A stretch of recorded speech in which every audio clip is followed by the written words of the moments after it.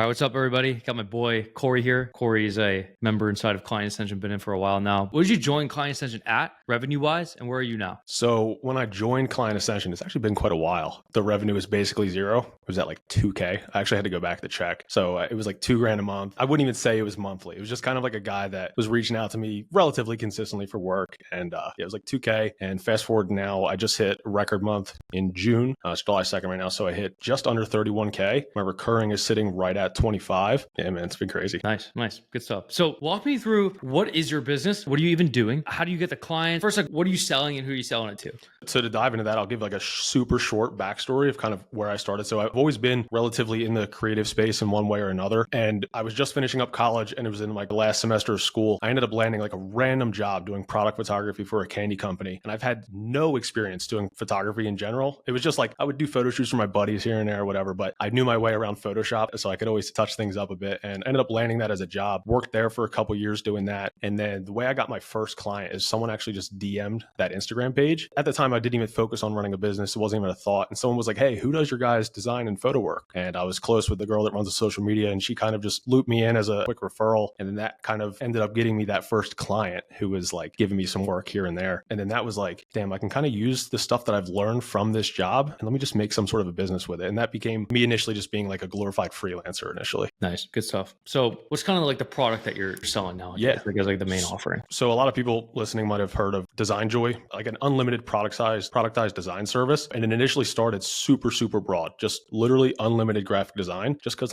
me being naive, thought that like the more broad that the offer is and the more shit that I would do for people, the easier it would be to get clients. And I found that to be obviously the complete opposite. But so it's essentially like a super simple process, whether it's e-commerce brands, advertising agencies, whatever the business is, we essentially just bring them into like a super simple Trello board and they will just submit as many requests as they want per month for just like a flat monthly retainer. And then we just work through the request with like a stipulation of a certain turnaround time. So it's like a 24 to 48 hour turnaround time. And it just kind of rolls through. That way they don't have to pay for like one-off projects from people on Fiverr and the quality is different every time. It's just like a nice way to put someone in-house just on the back end. You kind of have like a business segment as well where you sell ad creative specifically, right? Yeah. So that's where the business is morphing to. And I feel like stuff's about to start just going turbo print mode. So yeah, because you make good creatives. Like obviously I've seen them. There's a lot of market demand for that. That's what selling a shovel is. Like if say you were to sell to like people who advertise, you even do a sub niche of advertisers. You could do like SaaS companies advertising or e-com companies that are advertising. Like you could sell like a full ads management. You're going to do the creatives. You're going to do like the graphic design and creatives. You're going to make video creatives. You're going to do the media buying, maybe some like other kind of like funnel management, email in there as well. You could do that, but then there's just a component of, well, or I could just sell you like the oil of this system, which is like the creatives. You know what I mean? Which is like really smart because there's just this trend where it's like you can make a pretty substantial amount of money selling low commitment offers. Where it's like, you know what I mean by commitment? I mean like if you're selling like a full advertising build out package, whatever management system, it's like big ask. Like, yeah, let me take over all of the advertising for your entire company. It's like a substantial financial commitment to do this. You could just sell the little pieces of it. Yeah, the way I see it is like there's obviously media buyers. Like those people already have the clients. And the way I've kind of like thought to shift the business this way is like one of the clients that I've worked with for the longest time, like I still actually have that same client that I had from before I quit my job way back. And I initially just used to do stuff for their social media page, advertising one of their products. And it's shifted for them is like they're a lot larger of a company now than they used to be. So they're just testing a ridiculous amount of creatives. So the work that I do for them is shifted to pretty much like 99% static ads. And I'm actually able to see the direct tangible results from that. So it's like, give me this confidence of like, no wonder I haven't been getting case studies. No wonder I haven't been getting any of this stuff. Like there was no tangible results. It was just like a satisfaction guarantee where now I actually have results that I can use to drive it forward. And it's low commitment too, because it's just like oiling the front end of the machine. These people are already running the ads. Let me deliver this for you, either white labeled for your clients or I'll work with the e-com brands directly. Yeah. When I say like low commitment offers as well, I'm not saying like you shouldn't sell higher priced, high ticket stuff. I'm just saying it's like you can get a substantial volume of customers into your business by selling some low commitment stuff. So like for instance, for you as twice or three times as large as you are now, and you're like, okay, what's like the next leg up for me to get to like 300, 400, 500K a month? I'd be telling you like, yeah, dude, you should probably do some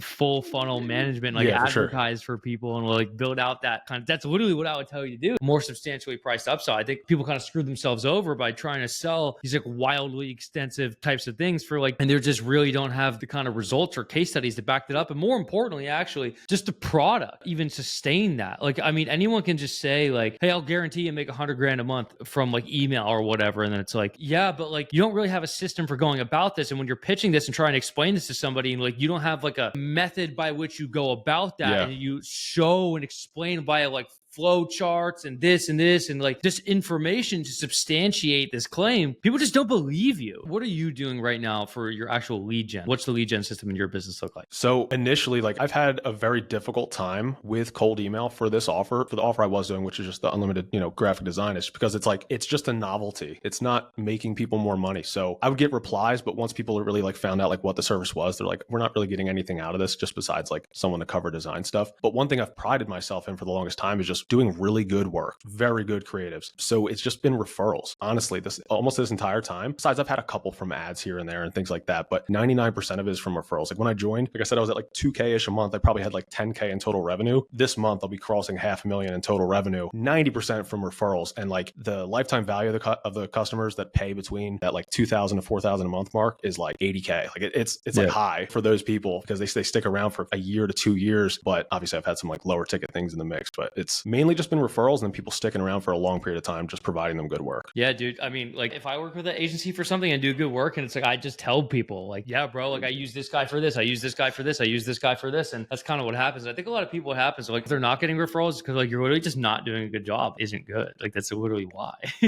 That's so true, especially for something like the offer I was running where there's no actual results tied to it. Like it has to be based on the work that you provide. And I test part of that to something I always offer in everything. There has to be stipulations behind it, is unlimited revisions on everything. People can abuse that. I've only ran into it once where people like abuse the shit out of it, just constantly requesting revisions. Yeah, exactly. Exactly. But like it gives them the confidence of like, okay, I'm going to love everything that I receive. And that was like my risk reversal at the time, is like, if you're not satisfied with any of the stuff you receive within that first 30 days, like it's just miss after miss after miss, we just walk away and give you your money back. I've never had to use it. It's just been really good for that, especially with referrals. Yeah. I think if you did go to cold, like you probably would recommend for you just like high volume, like directly asking if they want the thing. You would probably do very well in ads as well, running ads or just for like one-time trial runs. I 100% agree. A lot of what you've been talking about lately is like that low ticket front end, like self-liquidating offer is like, I can do a super low ticket version of that. It doesn't cost me that much to fulfill. And it's like just to get someone in the door so they see what the whole process is like fully onboard them, show them what the actual full experience is, and then just scale from there. Because people need creatives. People are constantly testing. Yeah, you could have like a $97 package of get a couple creatives and then you just like churn those out. Yeah, even if you lost money, that just the one person that you do sign, like it covers it. And then just from there, it just compounds. Yeah, exactly. Additional upsells, you would need animated videos and UGC videos and whatnot. And it's been helpful because like throughout that journey, like I did do short form content for quite a while, and I still do in a little way, but I don't really advertise it because I was running ads for that and I got a few clients from it, but I built up a really good referral deal with like a different mentorship group. And essentially people that join that constantly need video. So they just send me people and I just give them like a monthly commission based on it. So it's just been like this little engine running in the background that like I still have the team for it. Like I have a couple editors on the team and then they just kind of send them to me. So it's just building relationships has been like unbelievably the best thing ever. So yeah, dude, I don't want to rely on it because it's not good to rely on it. It's probably a good idea for you too, if you were doing like outreach, to go to these groups and like try to make partnerships with those groups, and even probably making partnerships with ad agencies themselves. Like, hey, do you need help making static ads? You know what I mean? Like I just got off a call right before this with an ads agency, and he's like, dude, we have like 10 clients who need creatives, but they all design it themselves and they just do the media buying. He's like, I could just upcharge them like $1,000, white label this on the back end, and then it would just crush. Yeah, exactly. That would cook. All right. So how do you conduct like fulfillment, and what's your team look like now? So right now it's currently just me, and it's been me the entire time for design services. And that's number one because of like the system we use, where it's just like a Trello board of just consistent requests. Everything's super streamlined in one place, and having those turnaround times has allowed me to kind of do that. But right now I'm pretty much at the cap of the amount of work that I can handle and not be able to scale beyond that without hiring a designer. And the reason I haven't had a team prior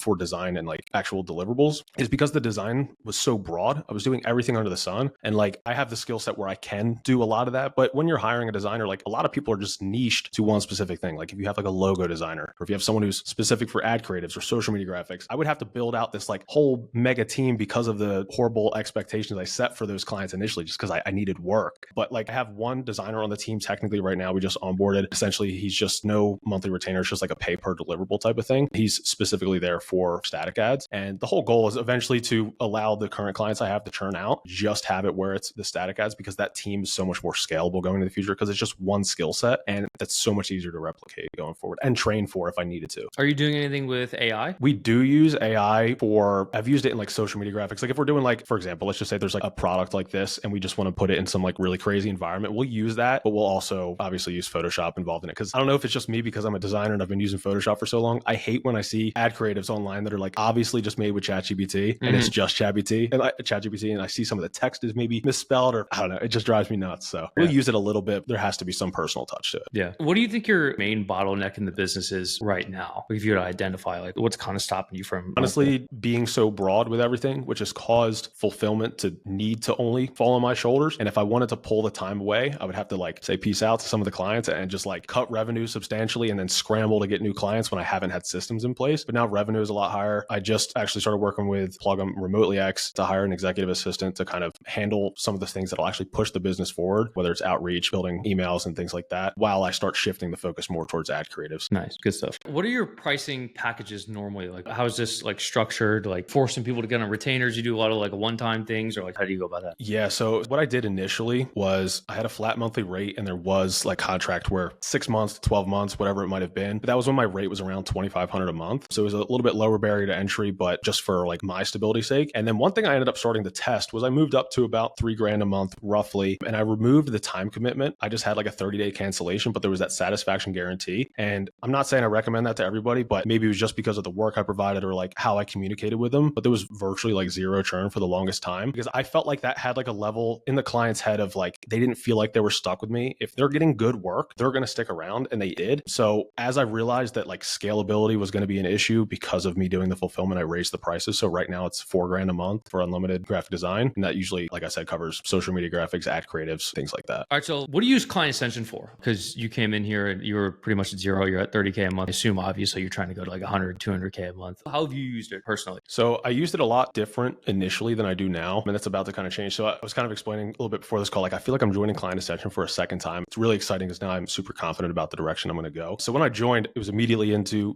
cold email, building the systems, getting on calls, asking questions, and just having that as like a resource to kind of go from being a freelancer to kind of structuring it as an agency. And it was huge for that initially. And then obviously like my offer kind of gave me those bottlenecks. But now that the offer is switching completely to something that's actually going to give people results, because that's one of the biggest things, especially with how much you stress having, the more case studies you have will just like unequivocally result in more money. Like the more case studies, more results, the more money you'll make. And now that it's transitioning to that, I'm going to kind of be able to go back into the modules, into the calls the same way that I did initially, because now there's finally an offer and scalability that'll actually start printing money with running the cold email, doing the Dream 100 outreach. Because if I was just doing Dream 100 for, just random creatives, like there's no substance behind it. So like I've been in Client Ascension for a while and I'm kind of glad things have went how they went, because it allowed me to like learn what I should be doing, what I shouldn't be doing, and getting that feedback from people like my student success coach and just being able to ask questions whenever I've needed. So like it's been a crazy resource rather than just going on YouTube and just searching for random business stuff, which is cool, but it's like such a structured area to be able to have your questions answered. Yeah, I think you would absolutely annihilate with ads too, like your own ads. We'll have to do a second call in a few months. I'll be like, this shit went crazy. Yeah, exactly. Immediately goes from like 30K to 200K a month in like 6 months.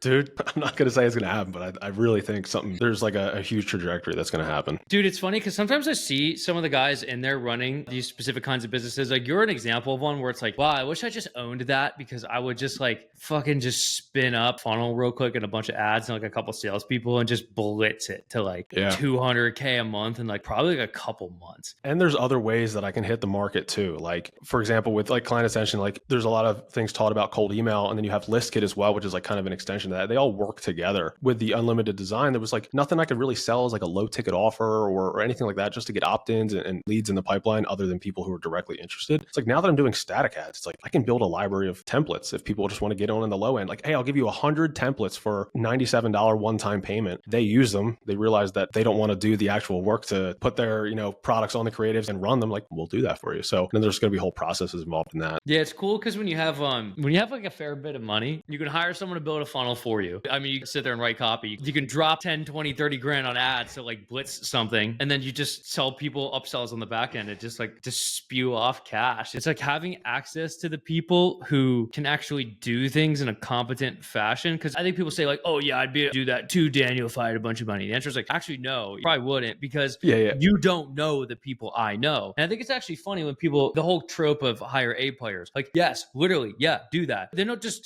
spawn from nowhere. Just like have to meet them gradually over time. And then you just like know when you're young, you don't know A players. So it's like the only option you have to do anything with your life at all is to be an A player yourself. Like that's 100%. literally the only thing you can do. It's almost like you operate in life and you can have like one of two resources. So like operate in the business world. It's either like you're a likable person and people like to be associated with you, or you have money. Ideally, you have both, right? But if you don't have money, it's like you got to be the first one. You got to have like skills and be like a useful person. Just be useful to other people. Yeah, totally. And that's one thing I realized, like with the amount of time that I've spent going through this, like the person that I was initially is not the same person that I am now, as far as one, connections I've built, two, the way that I like communicate and like treat my clients and things like that. Not that I ever treated them like shit, but like shit just evolves over time, where now I have like, if I was deciding on this new static ad offer initially, I don't think I would have had like the bandwidth, the mental capacity to like even know how to scale that the right way. And just like, I didn't have any connections in that space. Like I've gotten on a bunch of calls recently with these advertising agencies, some e-com companies, just to ask them questions like, what would be like an ideal offer for you? Like if you could build your own offer based on like the stuff that I provide. And I've just used that as like feedback. And it's just been a really good way to like test, because like you could just ask people. Yeah. And it's also like, what are they even buying in the first place? Like you have an idea of like what your offer is going to be, like kind of the product you're selling, but then there's thousands of different variations of like, well, who can I sell it to? How is it positioned? Like what thing am I promising that they're getting? How am I presenting it? There's just thousands of different iterations that this could take up, and you're not really sure what exactly you need to be selling. So like you generally are kind of broad and you kind of sell like whatever to anybody, which is fine, which I kind of recommend in the beginning, because what it allows you to do is uncover where the market demand is. We want to call, we're talking about different positionings for at ListKit against different audiences. I was like, well, let's pull this customer segment over here. And then, well, they're paying this and they're doing this. And then the conversation is like, yeah, but like who buys that? You know what I mean? They're right here. The people who bought it are the people who buy it. Let's look at what they are. So it's like, okay, you go in, you look and see who they are. It's like, oh, okay, it's this person, this person, this person, this person. Okay, well, let's formalize this into a like, let's sell this product to this people and make a funnel targeting those people and sell them this specific product with this specific positioning that they relay to us on sales calls. You see what I mean? It's like, I'll just extract it from reality. And you can really only kind of do that when you have a bunch of like broad happenings occurring all over the place. Normally, mostly occurs. It's what I do. Bro, I've sold all kinds of shit. I sold Facebook advertising in like 2018. I sold like Instagram growth management. I've sold cold email. I've sold software, sold courses, sold coaching programs, multiple agencies, 6 SaaS companies. You know what I mean? I've sold like so many different kinds of things, so many different kinds of people. And you kind of just like figure it out at some point. It's like, okay, but there's a market for this. Let me just lean into this market. And then you just like drive deep into that market, and just how far does this go? Like how far can we dig? You know what I mean? You keep digging and mining and mining and mining and mining. And some markets just go so deep and you just get rich off mining one hole. You know what I mean? And that's exactly what I'm realizing now with the static ads. It's like, I can provide this one service and sell it in multiple different ways. Like one, I could sell it directly, like, let's just say if we're talking e-com, I could sell it directly to the brands. If they're running the ads themselves, they constantly need things to test. I could also sell it to the advertising agencies who have these people as clients, and whether that's them white labeling it and just reselling it to their clients, like, so they'll make more money from the thing that I'm providing to them. Their clients will make more money because they have more statics to test to find like a winning variant. So like everyone's making money throughout that entire process initially. Like if I'm charging them a flat rate, they have X amount of clients and we can cover that many brands. They can just upsell their clients to start offering creatives, and just everyone starts making money. Yep. Good stuff.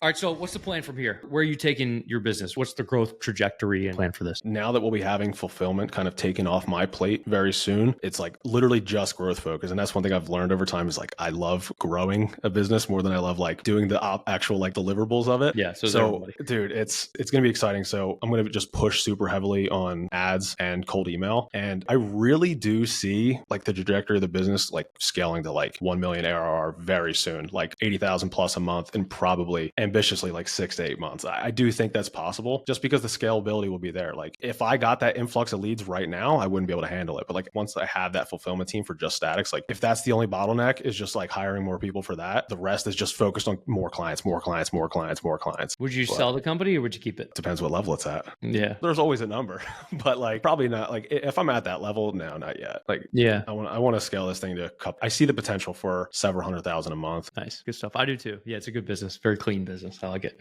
I appreciate it. All right, everybody. I'll leave links to all Corey's stuff in the in the description. You can check him out. And if you want to join Client Ascension, that'll be in the description too. Corey, my friend, thank you for coming on. Appreciate it. Hope the people Absolutely, liked man. it. Appreciate you having me.